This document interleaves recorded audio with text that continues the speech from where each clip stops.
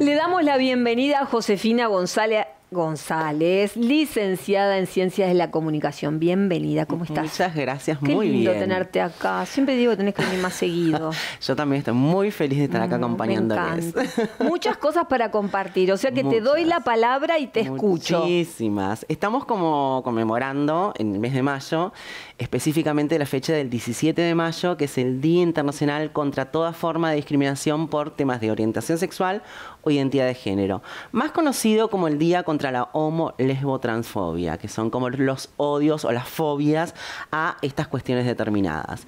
¿Por qué se conmemora este día? Bueno, porque la Organización Mundial de la Salud en el año 1990, y qué fecha, ¿no? En el 90 recién, emite un comunicado y afirma de que no hay trastornos y que por ende las cuestiones que tienen que ver con la orientación sexual de las personas y con la identidad de género no son una patología. Recién en el 90. Recién en el año 1990. O sea que estamos hablando en términos históricos de cuestiones muy recientes. Ayer. Sí, muy recientes.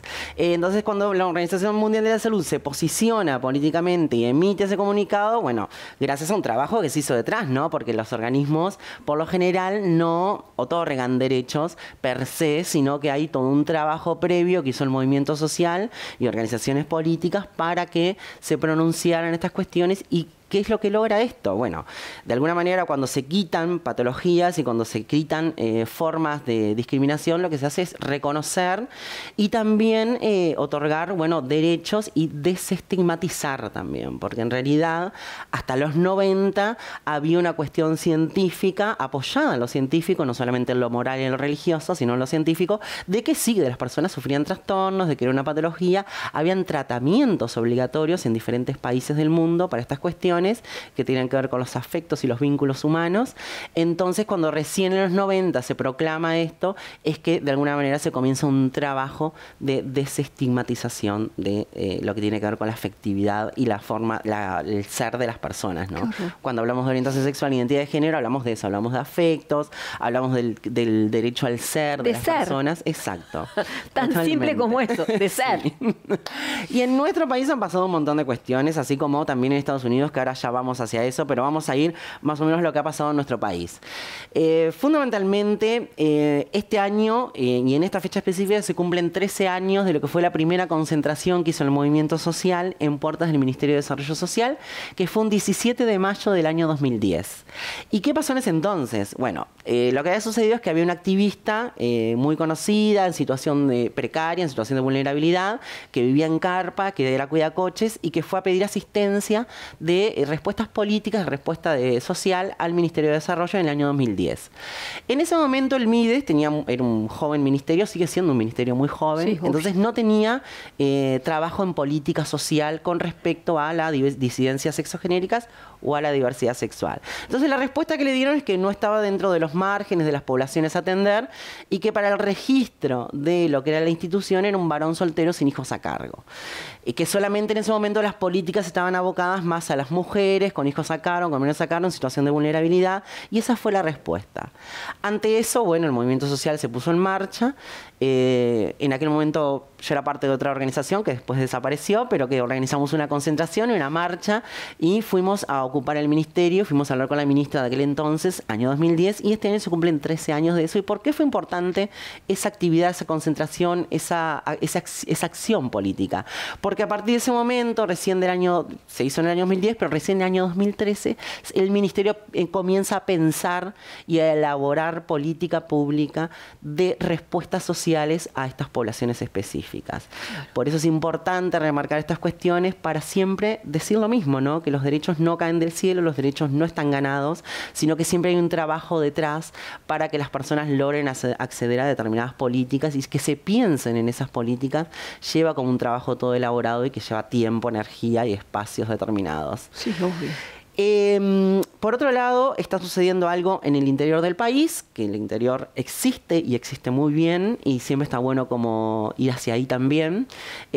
Ha sucedido que desde el año pasado se viene dando un litigio, un problema con un maestro específicamente en una escuela del departamento de Cerro Largo, en la ciudad de Melo.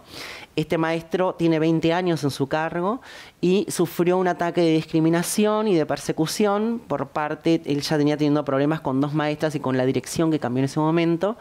Entonces era una situación específica con un niño de un sexto de esa escuela que lo lleva a la dirección del brazo y se armó todo un problema a partir de eso. Entonces el maestro termina sumariado y separado del cargo. Y él termina radicando una denuncia en el Poder Judicial por cuestiones de violencia, porque venían sucediendo situaciones de hostigamiento en esa escuela específicamente y tenía que ver con cuestiones de su cuerpo, porque es una persona gorda, pero además también es gay. Entonces el movimiento social de Cerro Largo realizó el pasado febrero una concentración en puertas de la dirección de la ANEP allá en Cerro Largo, exigiendo el retorno del maestro, que se le devuelva a su cargo. Y han habido como diferentes pronunciamientos, ¿no? Esto tiene, por un lado, la vía judicial, que parece que no se demostró, no se pudo demostrar ni se pudo comprobar que haya habido violencia del maestro hacia el alumno de sexto año, entonces esa causa se cerró. Pero sigue la vía administrativa por lo que tiene que ver con la ANEP Codicen, ¿no? La ANEP sigue haciendo la investigación administrativa para dilucidar diferentes cuestiones. Pero bueno, estas madres organizaron madres, padres de alumnos y las organizaciones de disidencias allá en Cerro Largo para solicitar justamente que se llegue como a un buen puerto y que se revea esta situación. Una de las madres, por ejemplo, de apellido García, decía: Mieres es una persona fundamental en la escuela y es necesario no solo por mi hijo, sino por todos los gurises que vienen de las demás generaciones. A su vez cuestionó el hecho de los conflictos que comenzaron cuando cambió la dirección el año pasado, cuando hace 20 años que Mieres estaba en el cargo. Claro. Entonces es una situación difícil, pero el movimiento social y las organizaciones de Cerro Largo están como haciendo un trabajo ahí y de apoyo sobre todo a este maestro para rever esa situación, y obviamente denuncian que hay cuestiones de discriminación justamente ancladas en lo que tiene que ver con la orientación sexual de este maestro, claro, que tiene 20 años de trayectoria, que tiene muy buena puntuación, que ha sido muy destacado como maestro, pero bueno, sigue empezando estas cuestiones todavía que, aunque creemos que no, siguen trayendo problemas, sobre todo en el mundo del trabajo de las personas, ¿no? Por otro lado, tenemos que también el mes pasado en Rivera asesinaron a Victoria Pereira, que era una chica trans, una compañera de 22 años. Yo particularmente la conocí a Victoria, era una chica muy linda, muy agradable, con una energía espectacular. Fue actriz ella de una obra teatral que se llevó a cabo a partir de un proyecto piloto que se hizo en Rivera, en las afueras de Rivera. Una docente que se llama Marianela Moreno hizo un proyecto, un plan piloto de juntar en un laboratorio artístico a una cantidad de compañeras trans y escribieron a partir de una obra que se llamó Naturaleza Trans, donde ellas contaban sus procesos de vida en el interior del país, en el departamento de Rivera. Bueno, a Victoria fue una de las actrices de esa obra, que tuvo presentación en el Solís. Ahora estaban invitadas a ir a Argentina a presentar el proceso, que fue un proceso de laboratorio muy interesante. Bueno, el pasado mes fue asesinada una puñalada en el departamento de Rivera y bueno, ya salieron las organizaciones sociales a recordarla y a reivindicar y a pedir justicia, ¿no?, por esta compañera. Por otro lado, Estados Unidos, que es como que el norte está como sucediendo cuestiones también bastante interesantes en materia de derechos. Viene habiendo como una oleada y una avanzada en lo que tiene que ver con barrer con las cuestiones adquiridas o ganadas en determinados procesos históricos que tuvo Estados Unidos. Y hay como determinadas normativas que vienen saliendo últimamente que amenazan un poco a la comunidad LGBTIQ+. Es como el avance, ¿no? Hay un avance contraofensivo, hay un avance antiderechos que se le llama, que viene como trayendo y sacando normativas. Hasta el momento de hoy habían 490 peticiones en contra de la comunidad o de los derechos adquiridos por la comunidad LGBT, de las cuales 190 son en contra específico de las compañeras o de la comunidad trans, vengámosle a decir. Y en realidad hay dos normativas que ya salieron, que una es que entra en vigor ahora, entró en vigor en marzo pasado, el 31 de marzo, que tenía que ver con no otorgar permisos para que adolescentes o personas trans que hayan iniciado o que tengan hayan realizado un proceso de hormonización antes de la pubertad, que no fueran calificados o no se les permitiera realizar competiciones internacionales en el mundo del deporte.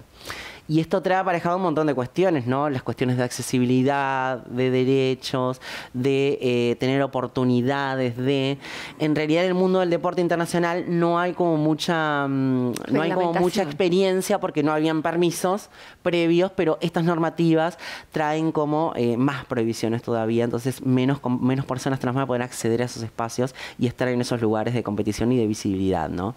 Lo mismo sucede con la prohibición para que compañeras trans o personas trans en Estados Unidos no puedan utilizar el baño de acuerdo a su identidad de género y que tampoco se utilice el pronombre de acuerdo a su identidad en centros educativos. Entonces estamos ante un momento regresivo, sobre todo en el norte, en cuestiones de derechos. Y por último, para cerrar, te traigo una información de acá de nuestro país, una buena, que es que el mes pasado también se cumplió, y todo en este marco está bueno como rememorar estas cuestiones, se cumplieron 10 años de lo que fue la aprobación del matrimonio igualitario en nuestro país, que trajo aparejado un montón de cuestiones, pero sobre todo derecho a, el derecho al amor, el derecho a las cuestiones sucesorias, de herencias, patrimoniales, seguro, y también accesibilidad al mundo de la salud a través del FONASA. Y como el genérico de la sociedad cree que la gente no se casa hoy en día, y que por cierto han sucedido y hay estadísticas y números de que comprueban que las personas heterosexuales no se están casando, la comunidad LGBT se está casando hoy un montón. Y acá les vamos a compartir algunos números para que estemos como al tanto de estas cuestiones. Por ejemplo, en el año 2013, que fue aprobada la ley, hubieron 7 matrimonios. En el 2016, 96 matrimonios. En el 2019, 175 matrimonios. Y el récord fue el 2022, que hubieron 240 matrimonios igualitarios. Post-pandemia ganó el amor. Post-pandemia ganó el amor. Así que está bueno terminar con esto de que... Debo decir que me encantó tu espacio de hoy. O sea, sos tan genia. Tendría que ser una vez por mes, a ver si me escuchan allá atrás, que nos hicieras una... Me parece espectacular. Gracias, como siempre. Gracias a ustedes, siempre un placer. Yo también a vos. No, te queremos mucho, el equipo te quiere mucho también. Gracias, de verdad. Muchas gracias. Mucho para aprender, mucho para pensar, para reflexionar. Como siempre. Gracias. Bueno, nosotros continuamos.